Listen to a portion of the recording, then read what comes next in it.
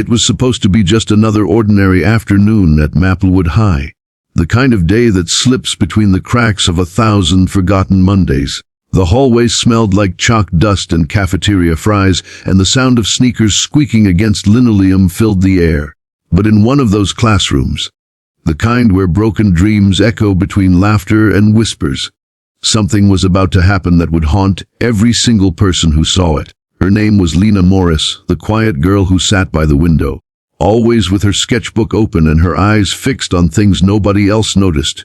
The sunlight trembling on the edge of a desk, a butterfly struggling against the glass, a world too fragile for cruelty. Lena was the kind of student people forgot existed. She never raised her hand, never joined after-school clubs, and never talked back. That silence made her invisible.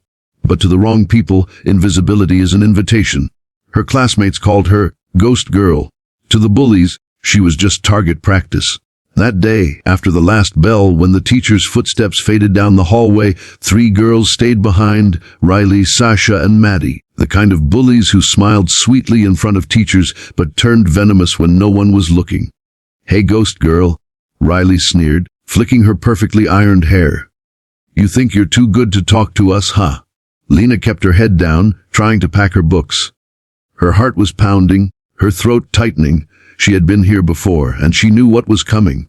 Maddie kicked the back of her chair. "Say something," she demanded. Lena didn't. She couldn't. Her silence only fueled them more. Sasha rolled her eyes, stepping closer. "I heard her mom cleans houses now.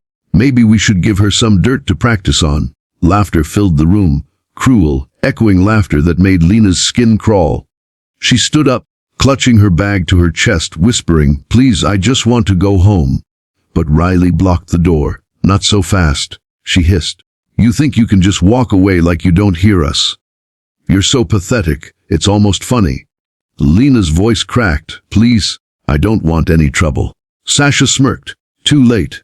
And with that, Riley shoved her. The sketchbook fell from Lena's hands, pages fluttering like wounded wings. Her drawings, portraits of her mother, of sunsets of hope, scattered across the cold floor. Maddie stomped on one.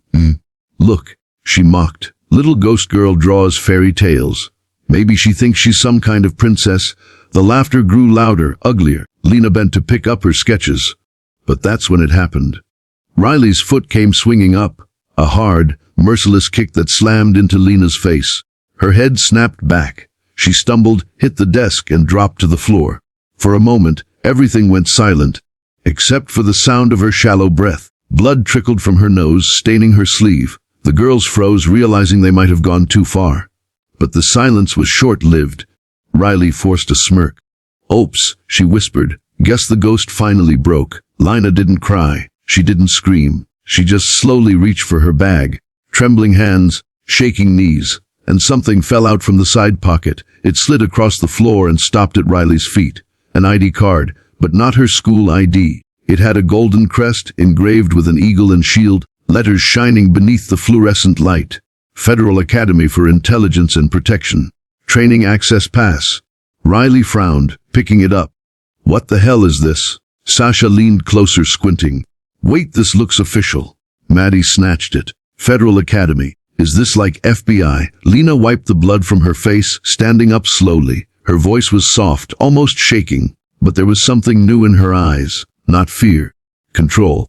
"Give it back," she said. Riley hesitated. For the first time, her hand trembled.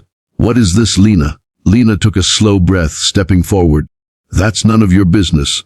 Maddie laughed nervously. "No way. You forged this, right? You think we're stupid?"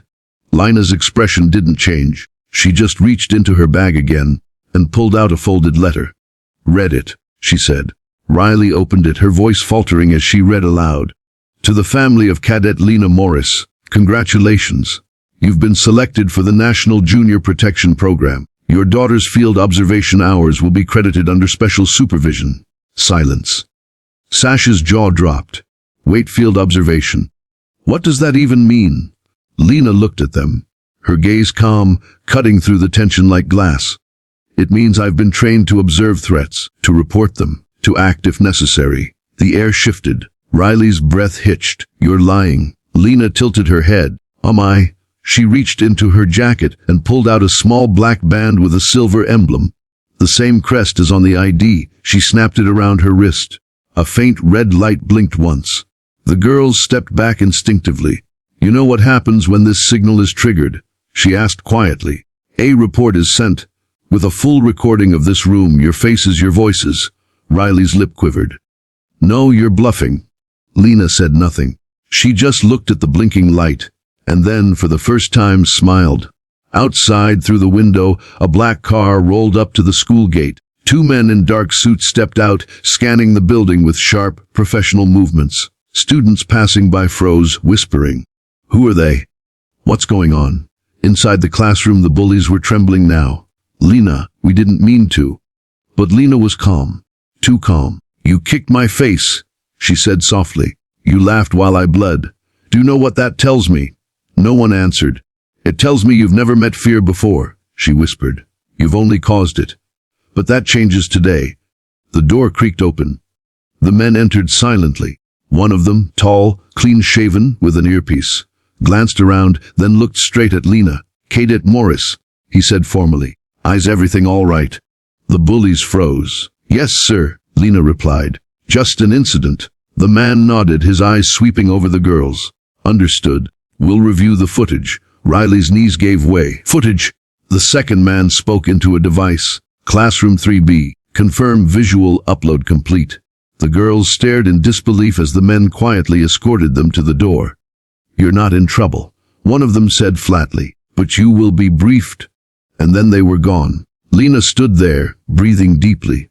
The blood on her face had dried, but something inside her had changed forever. When she stepped outside, the whispers followed her. Every head turned. Some with awe, some with fear. The girl they used to call Ghost was now something else. A mystery wrapped in quiet strength. That night, as she sat by her window, she opened her sketchbook again. On a blank page, she drew three girls standing in the rain, their faces blurred by tears. And beneath them, she wrote one line: "Never mistake silence for weakness."